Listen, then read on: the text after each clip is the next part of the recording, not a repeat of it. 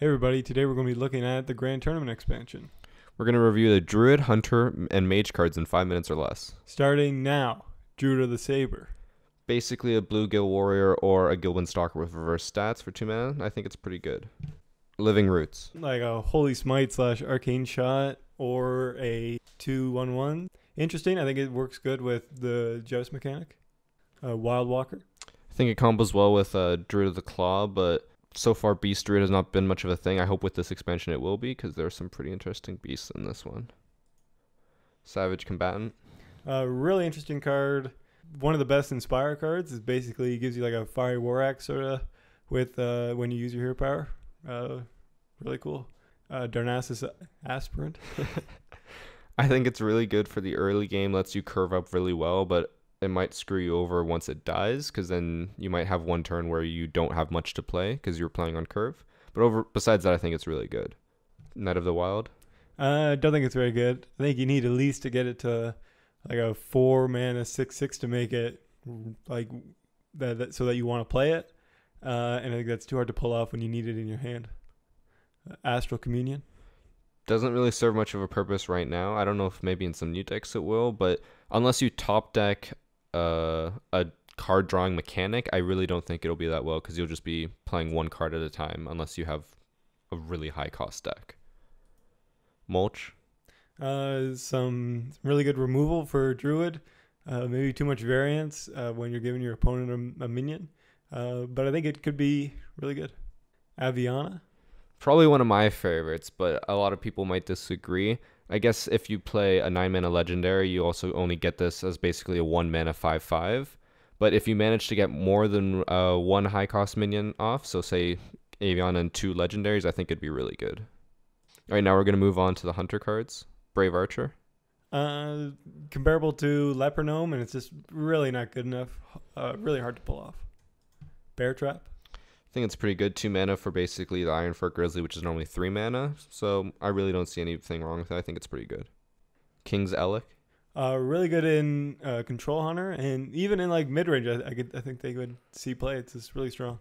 Ball of Spiders. Arguably one of the worst cards. I think it's okay. You're basically only using one card to get 3 web spinners, but I think it's way too high of a cost, and then you also have to pay for the minions after for it to have any effect. So I really don't think it'll be that good. Ram Wrangler. Really high variance and seems pretty strong. A lot of good beasts out there. Power Shot.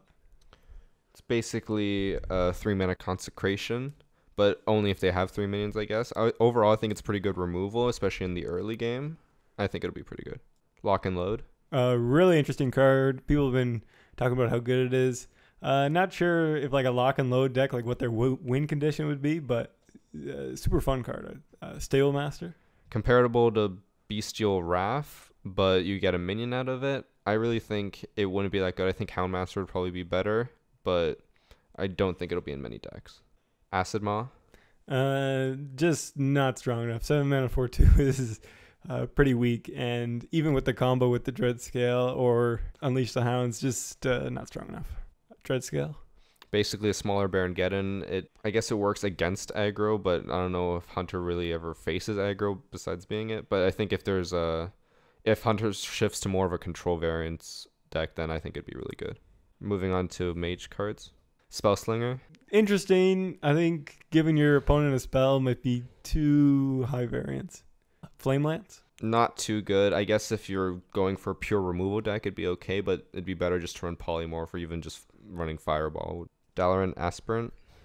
Seems way too slow. You need a hero power a few times to make it worthwhile, and not very good. Effigy. Probably one of my favorite secrets. If you manage to get a really high cost card to die with the secret up, then you get really good value out of it. Fallen Hero. Really good. I think any tempo mage would love this card. Polymorph Boar.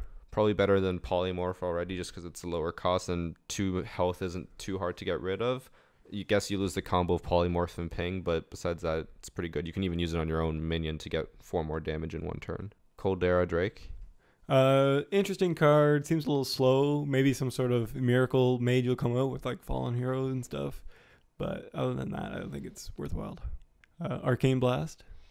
It's okay. The constraint on a minion is pretty crap. If it was to any targetable person, it'd be really good, say, in a Malagos deck, but I really don't see it being in the meta at all. Ronin? I think Ronin's like insane. One of the best legendaries in this set. You can basically do an Avenging Wrath when it dies. Pretty decent stats. I think it's really good. All right, and that's it for our Druid, Hunter, and Mage cards. Tune in for the rest of them coming out in the next video. See ya.